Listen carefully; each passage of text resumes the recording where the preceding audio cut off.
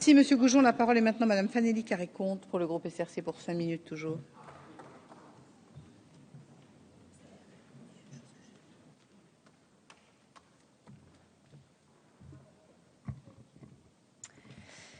Bien, Madame la Présidente, Monsieur le Ministre, Monsieur le rapporteur, chers collègues, la proposition de loi qui nous est présentée ce soir, loin des polémiques stériles et des accusations de manœuvre électorale dont elle fait l'objet de la part de l'opposition, est en réalité extrêmement simple. Elle vise à adapter le tableau de répartition du nombre de conseillers de Paris par arrondissement à la réalité des évolutions démographiques connues dans la capitale depuis le dernier recensement de 1982, dans un objectif bien précis, celui de l'égalité des citoyens devant le suffrage. Pour ce faire, elle intègre la décision du Conseil constitutionnel mentionnée à de nombreuses reprises par mes collègues sur cette tribune. Il y a, je crois, tout d'abord quelques erreurs d'analyse dans cette décision du Conseil constitutionnel, mais comme le disait mon collègue Patrick Bloch, vous me direz c'est peut-être la période. Contrairement à ce qui... C'est une bonne question. Contrairement à ce qui a pu être dit, le Conseil constitutionnel n'a pas condamné le principe de l'adaptation du nombre de conseillers de Paris aux évolutions démographiques. Au contraire, il a considéré que le législateur n'était pas allé assez loin.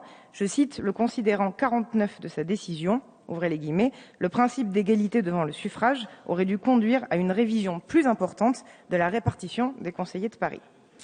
Dès lors, est donc présentée aujourd'hui par notre rapporteur une proposition de loi qui intègre cette décision du 16 mai du Conseil constitutionnel et propose un nouveau tableau qui permettra de respecter l'égalité démocratique au nom de l'égalité devant le suffrage.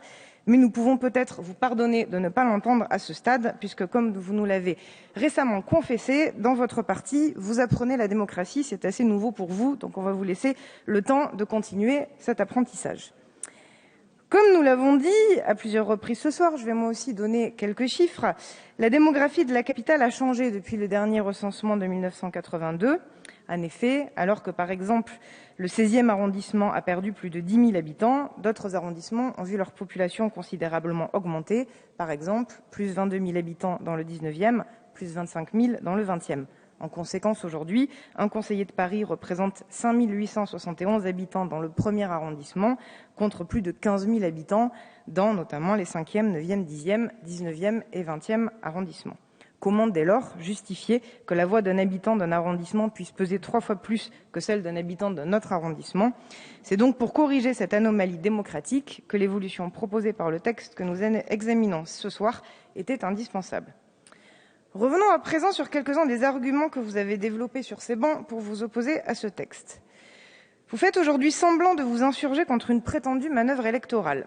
Mais, outre le fait que voir la droite parisienne nous donner des leçons de probité électorale peut prêter à sourire, je tiens à rappeler ici que le choix a été fait de conserver la méthode de calcul employée en 1982, c'est-à-dire la répartition des sièges entre arrondissements à la représentation proportionnelle à la plus forte moyenne, en appliquant un correctif lorsque cela était nécessaire pour être en conformité avec la jurisprudence du Conseil constitutionnel sur le respect des écarts manifestes à la moyenne. Il n'y a donc pas lieu à polémiquer, puisque nous ne touchons pas aux limites administratives ni aux principes existants. Nous ne faisons qu'adapter la répartition des conseillers de manière rationnelle et conformément à ce qui est exigé par la jurisprudence. La manœuvre, en revanche, c'est bien vous qui l'a tentée en proposant comme alternative à notre texte un chamboulement des règles électorales à moins d'1 an des élections. Cela est un peu curieux puisque vous avez eu 10 ans pour mettre cette idée à exécution. Vous aviez même en ce sens déposé une proposition de loi que vous n'avez pas fait voter.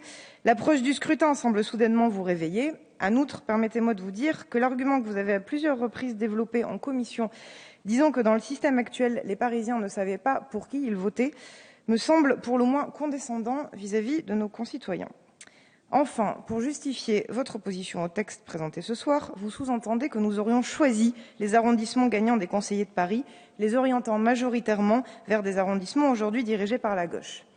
Je voudrais simplement vous préciser que nous n'avons pas inventé les évolutions démographiques qui sont intervenues ces 15 dernières années et que si celles-ci ont eu lieu au premier chef dans des arrondissements comme le 19e ou le 20e, c'est peut-être pas simplement le fruit du hasard, mais aussi peut-être le fruit de certaines politiques publiques. Je pense en particulier au refus délibéré de certains élus de l'Ouest parisien d'accueillir des logements sociaux.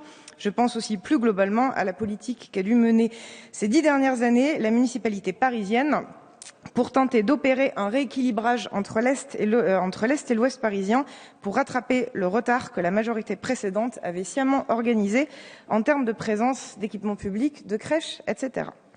En conclusion, une fois écarté un certain nombre de contre-vérités, nous pouvons, je crois, nous féliciter de voter ce soir une proposition de loi qui, actant les évolutions connues par Paris ces dernières années, va permettre aux citoyens et aux citoyennes d'être représentés de manière plus juste et plus démocratique.